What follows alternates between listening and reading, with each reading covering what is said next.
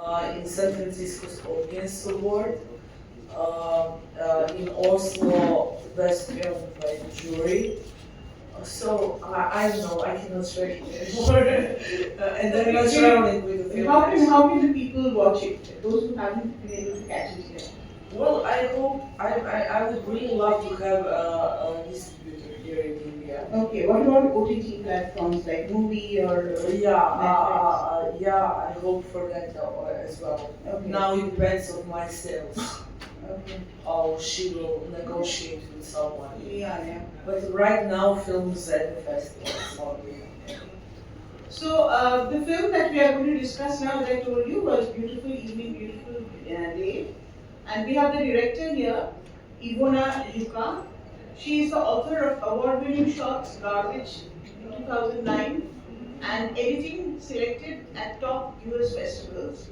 Her acclaimed documentary Facing the Day in 2006 won the Bo East Grammy and Heart of Sarajevo. Her fiction debut, You Carry Me, which was made in 2015, won 17 awards, was an EFA and Oscar nominee, and was acquired by Netflix. Her latest film, Beautiful Evening, Beautiful Day, which was made last year, 2024, premiered at Frameline and won the Audience Award. And as she mentioned, it was also a 2025 Oscar and Goa candidate. So a very warm welcome. Thank you so much. To the festival and to Kolkata. If you can talk a little bit about your film. Yes, my film is a film about freedom, personal freedom and artistic freedom as well. So I think that Kolkata can understand that very well, that issue. And even though it's settled in 1957, but I think unfortunately we are more contemporary than ever because human rights and freedom is jeopardized all around the world, and somehow like we are going retrograde. So when we were in North Korea, people were approaching to us and saying to us that it's like they're watching America today. So that's basically about our film. I don't want to talk about the story plot because I don't want to spoil anything. It's about four friends who are war heroes, and 16 years after the war in ex-Yugoslavia, they are facing the problems because they start to make films which government dislike a lot. But they are like sparing them because they are ex-war heroes, and when they find out that they are homosexuals, then they really start to persecute them. So that's the story about. So it's action drama. There's also a lot of love, and basically that's all what I will say about my film. Go and watch it.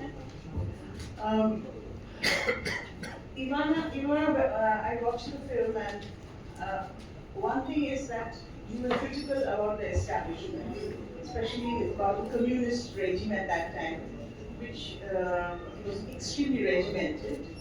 But you also gave us hope that someone who is a staunch person within the establishment is the one who defies, who actually gives us hope that who believes in freedom. Yes.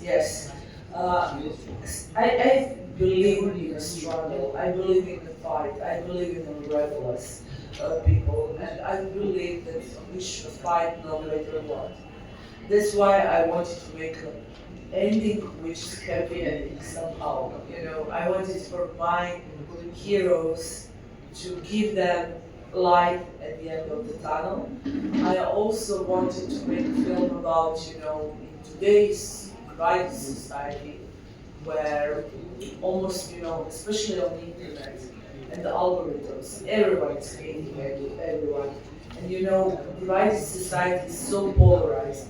I wanted to tell a story about also one of the main characters. He changed a lot. So I wanted to put a message about how when you get to know someone, you cannot hate that person anymore. Actually, maybe you are even willing for that person to sacrifice or to give your life or to really start to like that person. So that's also one of very important things in my life. Tell me about the name. Why do you call it Beautiful Evening, Beautiful Day? Well, it's a little cynical, but at the same time, it's a beautiful title. So, but the main reason is one of the characters.